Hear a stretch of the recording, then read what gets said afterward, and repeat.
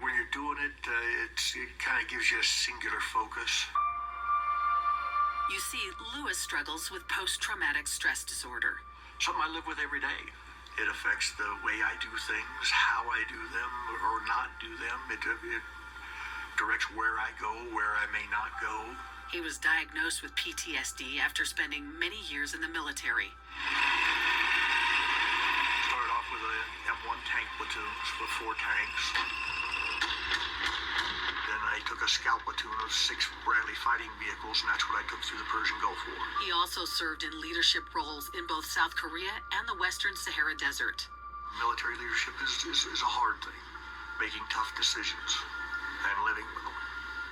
Loss, dealing with loss, dealing with the what-ifs.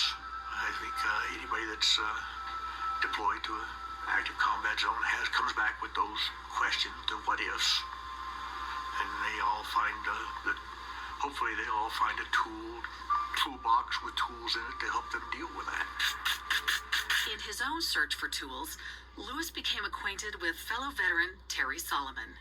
I am a member of American Legion Post 1038 here in New York, Valhalla, New York. Terry is the founder of Metal Detectors for Veterans, a nonprofit organization that is uniting soldiers in a unique way. We try to support the living with no visible wound, but who still suffer greatly from their experiences during wartime.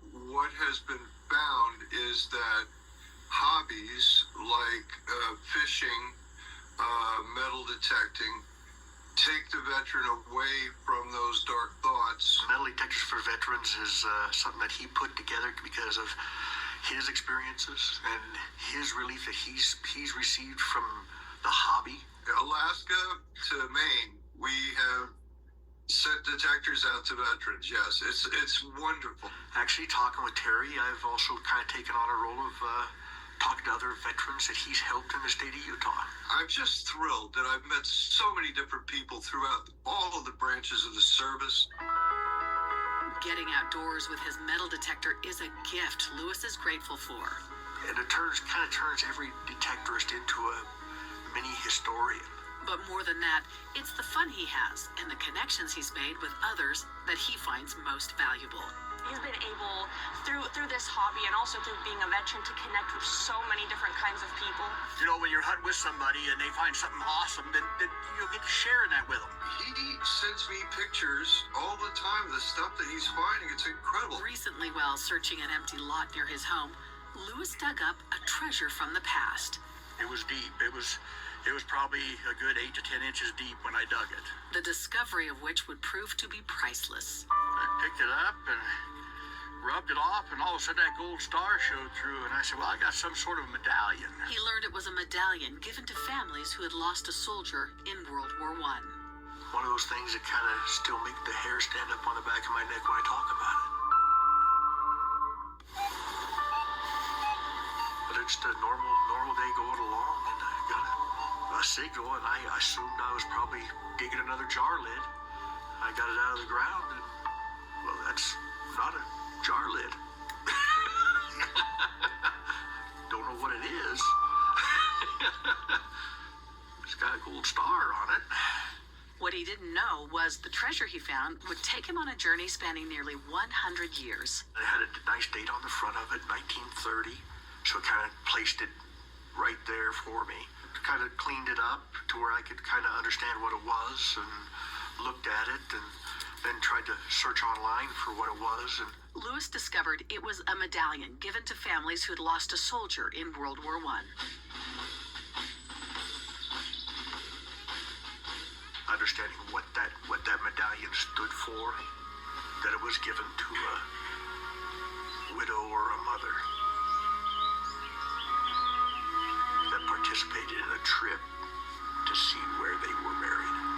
It was then that the impact of his find began to sink in.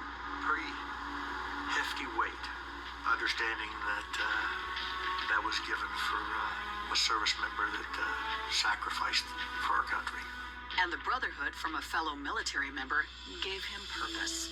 Then I determined that I probably needed to see if I could track the family down. moral imperative for me. But he had no idea where to start. Being able to reach back that far to identify a family, especially an heir, to get that to. I didn't know if I was going to be able to get that accomplished. So, I tried to look online. My skills, I didn't really get anywhere with that. So I engaged on Facebook. I belong to a couple of forums, and I belong to the Utah Metal Detectors Forum. He shared a photo of the medallion and told of his mission to reunite it with its rightful family. A curious member of the Facebook group noticed the post. So I was just deep diving into it and came across some records at Villanova. And she was able to find the list of the widows and mothers that were actually eligible to take the trip, which was the key. It had copies of the actual letters for the pilgrimage that the government sent to widows and mothers of soldiers who had passed in World War I in France. There were thousands of soldiers to go through. The list was broken up by state and county, so they narrowed their search to Utah and connected the dots from there. We were literally just messaging back and forth in Facebook Messenger. Like, we hadn't met, we hadn't talked on the phone.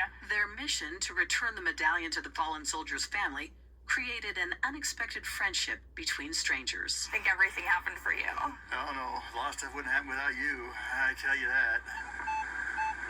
We got together in Salt Lake and Are you all ground balanced and everything? had a little metal detecting session, Oh, right here. and it was pretty awesome. I have it off to the side right there. Being able to meet new friends, It's $1. Oh, a dollar coin! share a hobby that we both enjoy. Look at that. Look at that. Pretty Sacagawea. It's wonderful. It truly is. Oh, once I made the connection with the family, Oh, Earl. there was a big sense of relief for me. We were amazed.